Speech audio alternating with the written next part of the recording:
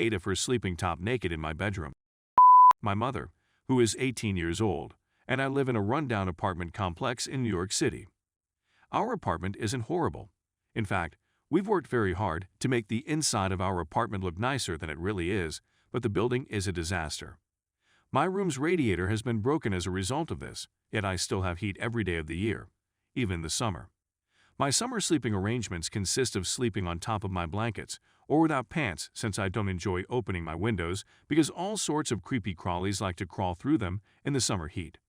Because it was too hot to sleep in a shirt or a bra last night, I slept without them. My boobs are a little on the big side. It is not a well-kept secret.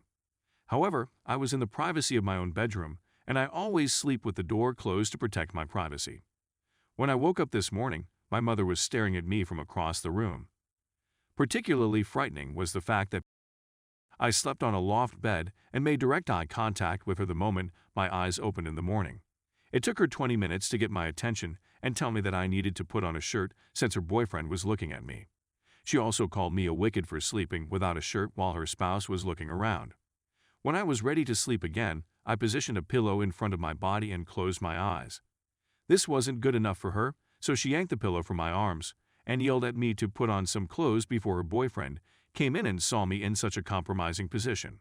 Her boyfriend was a source of worry for me, so I explained that I kept my door shut for a purpose, and that if she is worried about his bothering me, it is more a comment on her partner than on me. She was enraged and informed me that while I was staying at her house, I had to adhere to her rules, which included not being trashy and sleeping with some clothes on. It seemed that she was being silly, but when her boyfriend heard the commotion, he barged into the room and grabbed her without knocking, leaving me scrambling for a sheet to cover her.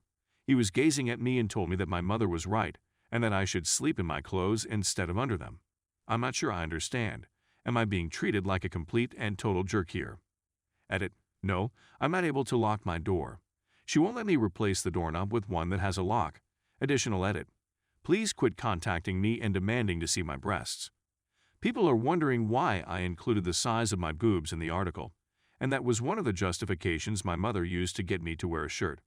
Yes, in retrospect, it doesn't matter, but I was upset while writing the article and considering the whole scenario. Those who call this a hoax and tell me I'd die in the circumstances I'm describing into just buy window screens don't help when the heat outdoors is so thick and disgusting.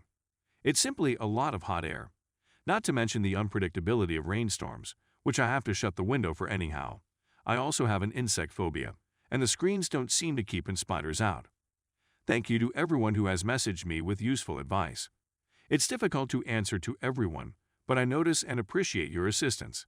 I'll be buying a doorstop shortly, as well as making time to talk to my mother about what caused her outburst. Outside of this, we have a really good connection, which is why this surprised me and left me unsure if I was correct. Update. After the entire ordeal, I did buy a wedge for under my door from Walmart. It worked and I no longer had problems waking up to someone in my face. I said it was to prevent our cat from entering my door at night, and my mother seemed cool with it. My mother appeared aloof and out of it when E was here and even after he left. I inquired if everything was all right, and she replied she wanted to go through some emotions first, but she promised we'd chat when she was feeling better. Okay, I said, and that was the end of it. E returned a few days later for another weekend stay. They had an at-home date night with a nice takeout the day after he arrived, and that night I woke up to my door being played with. I called out to check if it was my mother, but there was no answer. I put on a t-shirt and shorts and checked the door wedge, and E is there at my door.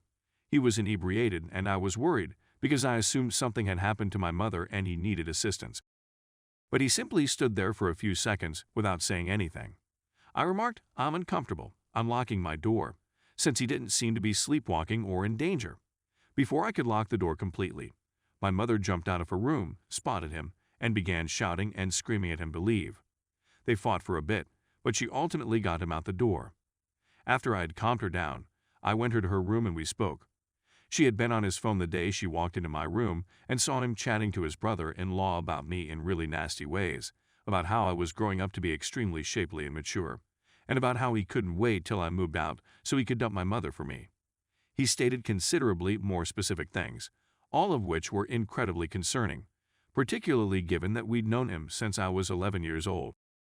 My mother had come to urge me to be cautious with him while she thought of a safe way to break it off, but when she saw my situation, she became enraged.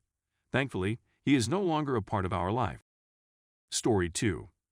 AITA for refusing to fire my personal trainer per his wife's request.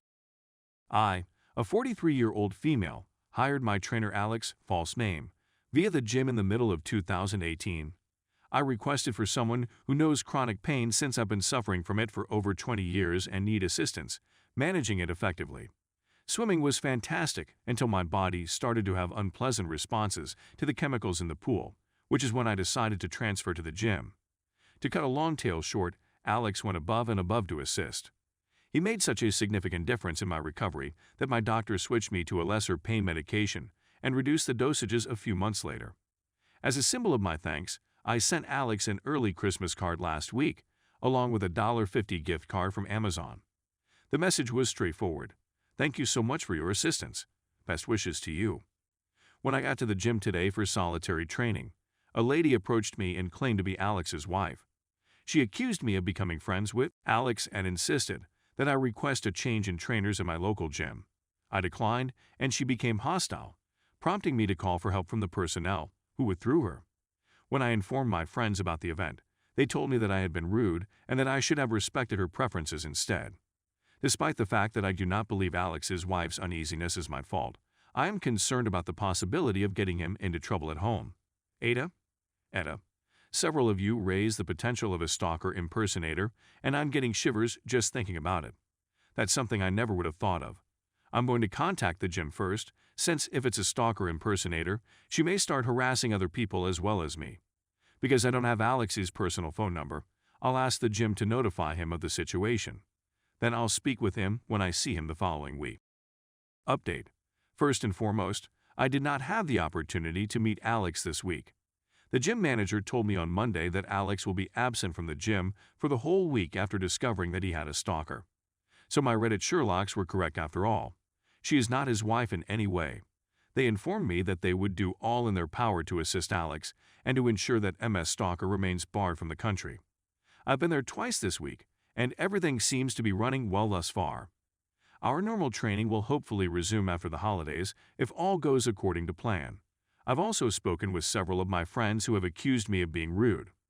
When they discovered she was a stalker, they altered their viewpoint, but I pointed out that it was actually unimportant.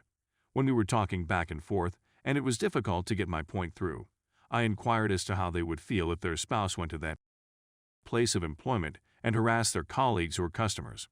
Some of them expressed regret, but one of them was adamant and said some not-so-pleasant things. I ultimately decided to cancel my vacation plans with them in order to give myself some time and space to reflect on our relationship. That's all there is to it. Please know that I really appreciate all of your nice comments and encouragement. As a result of several heated disagreements with my friends, I was beginning to have doubts about my own morality and assessment of character, but your words truly helped me to clear my thoughts.